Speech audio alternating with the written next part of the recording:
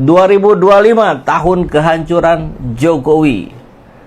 Ancamannya bisa 20 tahun penjara hingga seumur hidup. Ngeri kali ini. Mungkinkah? Apa yang nggak mungkin? Gelar Joko Widodo sebagai finalis penjahat dan koruptor terorganisir dunia adalah pukulan akhir tahun 2024 dan kado pensiun 2025 Jokowi. OCCRP seolah mengantar lengser presiden yang hobi bohong dan serba palsu ini dengan ucapan selamat jalan koruptor dunia. Di dalam negeri, Jokowi ditampar MK lewat presidensial threshold 0%. Rekayasa mengangkat dirinya sebagai presiden 2 periode dan anaknya menjadi wapres melalui presidensial threshold 20% telah berakhir. Keluarga Jokowi semakin tidak bermasa depan dan bakal dikejar oleh dosa politik di masa belakang. Kalau bicara threshold 0%, maka ya Kaisang juga berhak. Nanti diusulkan Kaisang sebagai calon presiden oleh PSI. Nggak apa-apa. Nanti saya yakin 2029 rakyat makin cerdas, rakyat makin melek media sosial, bahkan sampai ke desa-desa yang biasanya habis oleh politik uang. Saya kira ini akan tergerus oleh kesadaran berpolitik rakyat Indonesia. Saya yakin sekali itu. Wajah lesu Jokowi ketika menanggapi vonis OCCRP adalah sinyal akan berakhirnya masa kejayaan Joko Widodo di panggung kekuasaan. Meskipun mencoba mencari pegangan, namun semua mulai enggan dipegang. Awalnya PDIP yang memecat Jokowi, Gibran, dan Bobi. Lalu 9 naga pindah majikan. Tinggal Prabowo yang bertahan dan masih mahir bersilat lidah. Bahwa Jokowi berkontribusi besar menyukseskan Prabowo sebagai presiden, semua orang tahu. Namun, semua orang juga tahu dan berharap bahwa Prabowo dapat menjadi dirinya sendiri, bukan boneka Jokowi, menemukan pusakanya sebagai seorang presiden. Pasca lengser, Jokowi masih mencoba menggeliat, namun bakal sulit untuk mampu berdiri tegak. Tahun 2025, penghukuman bermula dan akan bereskalasi. Setelah korupsi dunia, hasil investigasi OCCRP, maka gerakan untuk mendesak, usut kekayaan, dan asal-muasal harta Jokowi akan berjalan. PPATK, BPK, KPK, Kejagung, bahkan kepolisian ditekan oleh publik untuk memeriksa. Kita lihat pernyataan Prabowo kemarin, bahwa rakyat hari ini makin pintar, kita harus segera membersihkan diri sendiri sebelum dibersihkan oleh rakyat. Seruan tangkap dan adili Jokowi dari pintu korupsi memiliki landasan yang kuat. Ancaman penjara 20 tahun hingga seumur hidup bagi koruptor telah menempatkan Jokowi sebagai kandidat kuat pesakitan.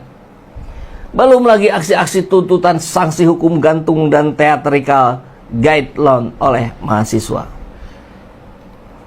Berbarengan dengan tuntutan pengusutan korupsi, Jokowi juga didera tudingan ijazah palsu, nepotisme, KM50, kegagalan IKN, kong kali kong PSN PIK 2, serta Cinaisasi. Prabowo akan dihadapkan pada beban berat dalam melindungi kenyamanan Jokowi dan keluarga. Ujungnya, ia melepaskan. Apalagi? Sedangkan IP di bawah 2,0 sesuai pengakuan Jokowi di Tempo 29 Juni 2013, dia DO, Pak. Dia DO, Pak. Meledak.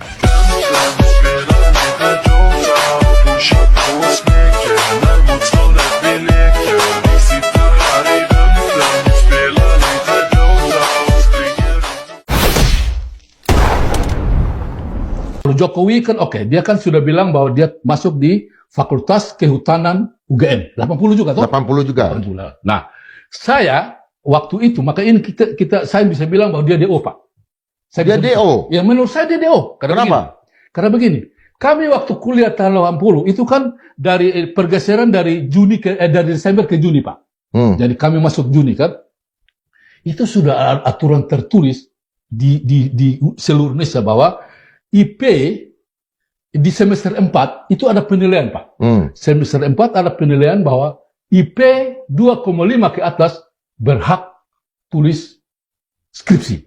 Oke. IP 2,5 ke sampai 2 berarti dia berhak tulis makalah. Ya, tidak Ya. penelitian kan? Sedangkan IP 2 di bawah 2,0 sesuai pengakuan Jokowi di Tempo 29 Juni 2013 dia DO, Pak. Dia DO. Makanya Karena IP dia nggak sampai 2. iya nggak sampai 2. Makanya dia otomatis dia DO, tidak mungkin dia. Menurut peraturan Peraturan yang berlaku pada saat kami kuliah. waktu mulai tahun 80. Tahun 80. Itu ya. Ya, halo teman-teman, kembali bersama saya di channel ini, channel Indonesia 2045 yang membahas seputar politik, pendidikan, hingga budaya. Ya, penyampaian dari cuplikan video sebelumnya tentu menjadi sebuah pemahaman baru bagi kita soal polemik tuduhan ijazah palsu Presiden ke-7 RI, Bapak Joko Widodo, yang sampai saat ini belum kelar-kelar, teman-teman, ya belum selesai-selesai. Saya nggak tahu ini sampai kapan akan berakhir, sampai kapan kebenarannya akan terungkap ya. Tapi ya oke lah, karena saya sudah banyak sekali membahas video soal ijazah Pak Jokowi, dan di sini kan coba kita ulas pendapat teman-teman kita ya. Oke, saya awali dari Astadi. Sudah kelihatan Firaun Indonesia akan hancur yang muncul Prabowo ibarat Nabi Musa. Amin. Bareskrim ikut-ikut jadi pembohong, ternak Mulyono loh bos. Jokowi Muhammad mengunduh pada wave pakarti atau panen dosa-dosa perbuatannya pada seluruh rakyat Indonesia, dikejar-kejar dosanya sendiri. Pak Prabowo harus tegas, segera tangkap para pembohong agar negeri ini negara pulih dari keterpurukan. Hanya dari Bapak kami harapkan tangkap Mulyono, dia penipu. Waduh, Jokowi kelas koruptor dunia ya. Jangan bilang suara Tuhan, suara rakyat. Itu seperti apa? Suara rakyat kan ada yang bohong. Kalau suara Tuhan gimana? Ya. 20 tahun terlalu ringan dibanding hancurnya negeri ini, termasuk hancurnya hukum dan penegakannya. Harus untung loh. Harus untung lah Goro belum datang. Kalau datang pemimpin kelak sudah bocah yang dalam hadiskan turun hukum Jokowi dengan berat dan antek-anteknya kan ditangkapin biar bersih RI dari korupsi agar rakyat sejahtera ya. Pemerintah harus buat tim khusus pasukan sapu jagat, tumpas basmi, karungin, gerombolan pembuat gaduh dan pembuat onar. Jika Presiden Prabowo melindungi Jokowi, maka akan ruwet sendiri di dalam pemerintahannya. Sebaiknya Presiden Prabowo mengambil langkah sendiri sebagai macan Asia dan sebagai orang nomor 1 RI.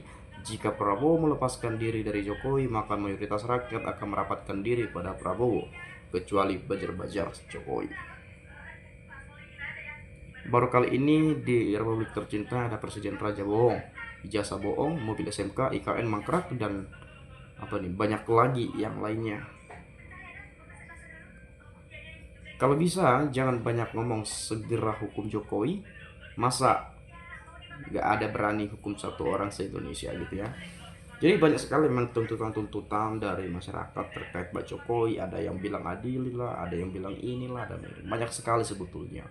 Jadi memang ya, karena memang itu yang menjadi penilaian ketika Pak Jokowi menjabat sebagai presiden, ketika sudah tidak menjabat lagi seperti sekarang ini, janjinya, penyampaiannya, ucapannya, dan lain-lain, dan mungkin perilakunya dan atau hal-hal yang membuat masyarakat itu geram, muak, merasa dibohongi, merasa ditipu.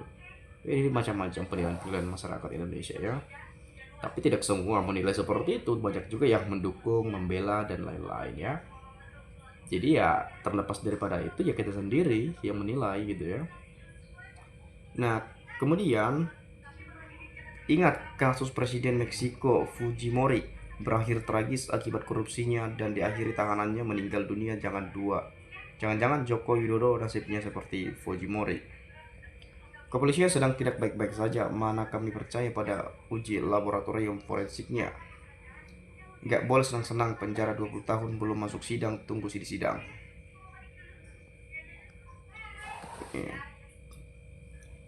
Kak Agok, yaitu Mulyono, harusnya diarak dulu sampai mengakui kebohongannya. Keluarga gak sekolah tapi ingin menjabat.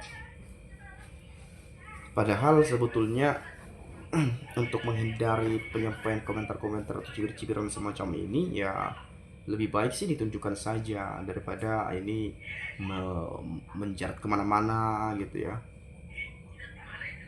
Capek juga nanti ngurusnya gitu ya. Merekanya yang capek, bukan kita capeknya mah dengerin gitu ya. Nah kemudian masyarakat sangat menanti hukum yang adil untuk siapapun harus berlaku, semoga untuk keluarga Pak Jokowi. Semoga Allah mengabulkan doa orang yang dizolimi selama Jokowi jadi presiden ya. Tapi ya bagaimanapun teman-teman, setiap pemimpin kan tidak ada yang sempurna, pasti ada plus minusnya juga gitu ya. Tapi ya inilah masyarakat Indonesia ya, menilai terkait apa yang sudah dilihat gitu. Marilah bersama-sama berdoa, semua rakyat Indonesia berdoa untuk mengantarkan para koruptor dan pembohong ke tempat yang sesuai. Turun azab dari Allah yang Maha Adil ya. Publik harus lupakan Mulyono jadi finalis OSIS RP diiringi panen PHK.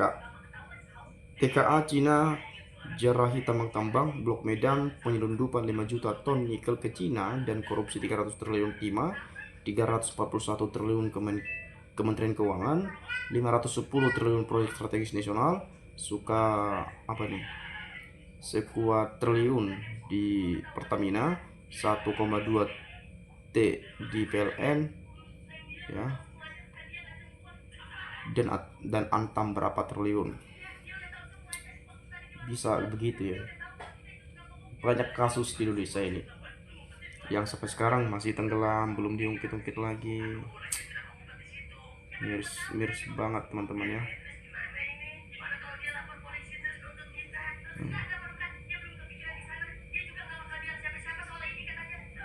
Ini nih apa ini?